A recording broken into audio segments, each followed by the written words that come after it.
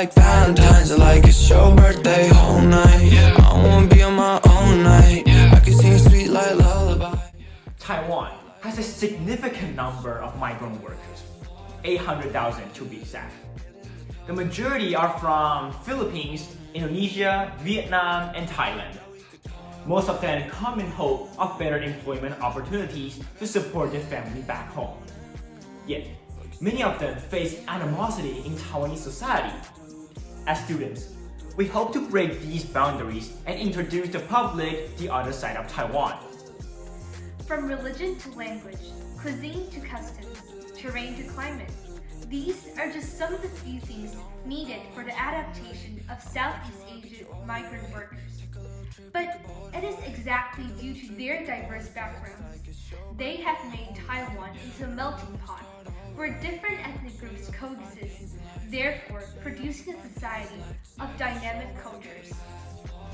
They primarily work in the fields of agriculture, fishery, and constructions, while those who stay permanently will become shopkeeper or participate in other industry. Since 1989, they have become an essential role in Taiwanese economy, providing labor and care to the country.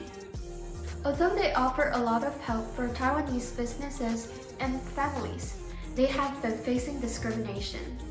Many Taiwanese hold false stereotypes against them, thinking of their countries as lessly developed or even associating them with crimes. Some employers treat their Southeast Asian workers unfairly or even exploit them merely because of their differences. Although Southeast Asian workers are a major part of our society, many Taiwanese remain ignorant to their situation and their suffering.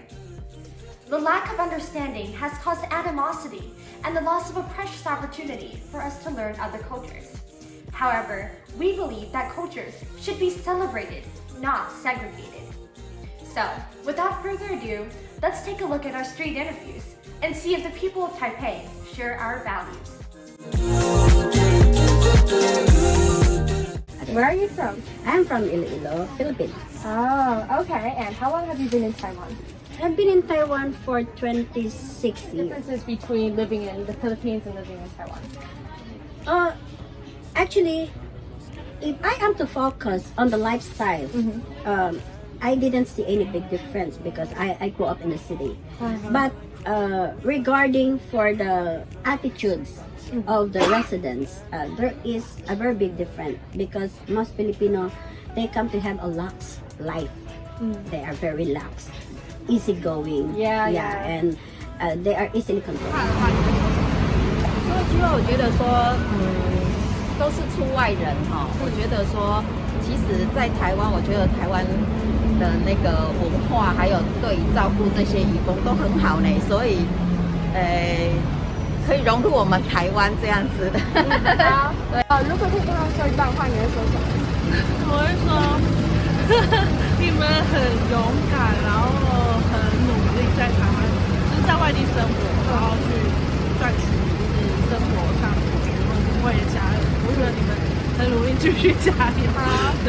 What are your thoughts after leaving TV? I think we learned a lot from the experience.